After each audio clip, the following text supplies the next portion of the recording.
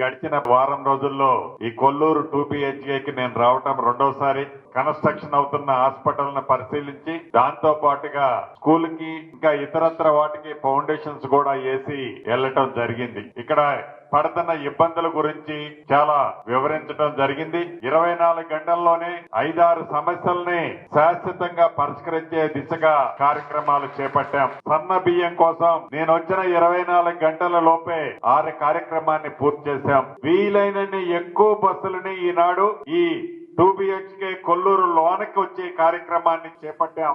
Permanent police station ఏర్పాటుకి కార్యక్రమాన్ని చేపడుతూ out police station ని కూడా 24 గంటల్లో ఇక్కడ ఏర్పాటు చేయడం జరిగింది. 1-2 అంబులెన్స్ని కూడా ఇక్కడికి యుద్ధ ప్రాతిపదిక మీద వాటిని కూడా పంపించడం జరిగింది. స్పీడ్ బ్రేకర్లు ఏర్పాటు చేయడం జరిగింది. సెంట్రల్ లైటింగ్ కూడా ఈ రాత్రికి కానీ రేపు ఉదయానికి కానీ కూడా వెలిగే కార్యక్రమాన్ని తప్పకుండా ఆదేశాలు కూడా ఇవ్వడం జరిగింది.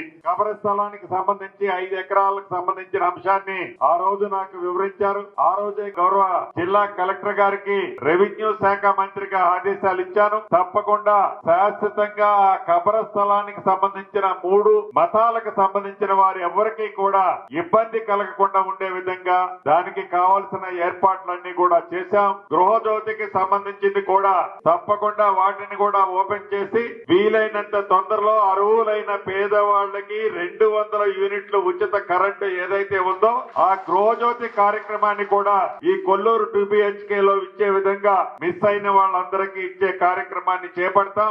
ఇక్కడ నివసించే వాళ్ళకి వసతులన్నీ ఇక్కడే ఉండే విధంగా ఏర్పాటు చేస్తానని కూడా ఈ వేదిక మీద నుంచి మీకు తెలియజేస్తున్నాను.